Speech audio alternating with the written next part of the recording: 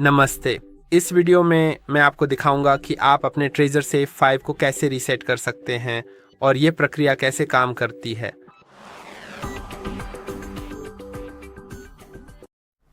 इसे factory reset करने के लिए सेटिंग्स में जाए, फिर सेटिंग्स में डिवाइस पर जाए और नीचे स्क्रॉल करें जब तक कि आपको डेंजर एरिया में डिवाइस वाइप करें सेक्शन न मिल जाए। वाइप डिवाइस पर क्लिक करें, लेकिन उससे पहले ये सुनिश्चित कर लें कि आपके पास अपने वॉलेट का बैकअप फ्रेज उपलब्ध है और इसे सुरक्षित रखना बहुत आवश्यक है।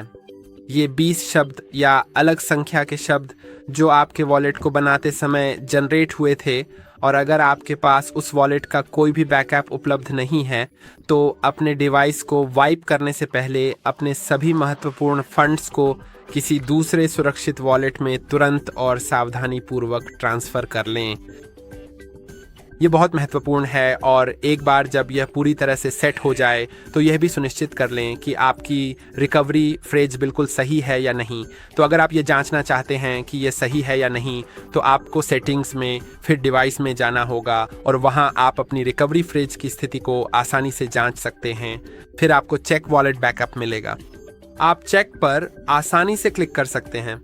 फिर आप अपने डिवाइस पर वॉलेट बैकअप की जांच शुरू करेंगे। आपको बस ये 12, 18, 20, 24 या 33 शब्द टच स्क्रीन डिस्प्ले का उपयोग करके सावधानीपूर्वक टाइप करने होंगे। एक बार जब आप ऐसा कर लेते हैं और उसे दर्ज कर देते हैं तो आपको पता चल जाएगा कि आपका वॉलेट बैकअप सही है या नहीं। और मैं आपको ऐसा करने की सख्त सलाह दूंगा, क्योंकि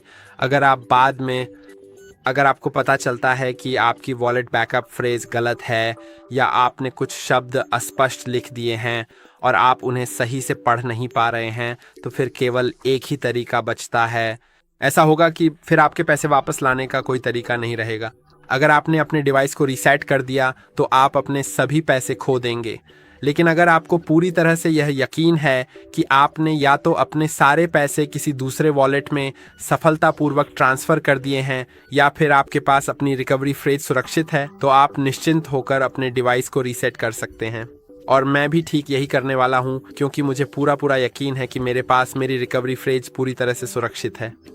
अब मैं बस टैप टू कंटिन्यू पे टैप करूंगा और डिवाइस पर होल्ड करके कंफर्म करूंगा। अब ये प्रोसेस कर रहा है और ये पूरी तरह से सफलतापूर्वक हो गया है। मुझे उम्मीद है कि यह वीडियो आपके लिए मददगार रहा होगा। लाइक और सब्सक्राइब करना ना भूलें। अगली बार फिर मिलेंगे।